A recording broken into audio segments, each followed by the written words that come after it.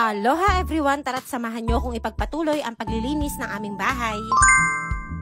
Kanina lang natapos ko na ang aking mga ligpitin sa mga damit namin. Ngayon naman, dito naman ako sa aming kusina. Tunay nga na kapag ikaw ay nanay, talaga namang ang trabaho ay hindi natatapos. Walang pasok ngayon pero ito ako kumikilos ngayon sa bahay.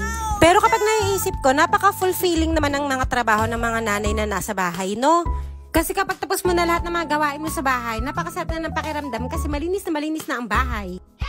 Ang dami ko na naman sinabi, hindi ko na malayan tapos na pala ako sa paghugas ng plato.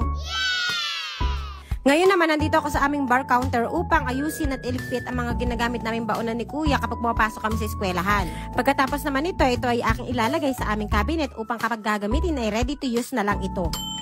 Pagkatapos kong alisin lahat ng mga nakalagay dyan sa bar counter, yan ay aking pinunas at ganoon din ang aming ref. Pagkatapos naman yan, dumiretso na ako sa aming sala. Wow! Kala mo ang laki ng bahay! Nagpagpagpagpag lang ako dyan. Tapos inumpisahan ko na rin magwalis-walis upang matanggal ang mga magagaspang dyan sa sahig. Maya-maya lang, kinuha ko na rin yung aking pang-map para mamap na rin ang aming sahig.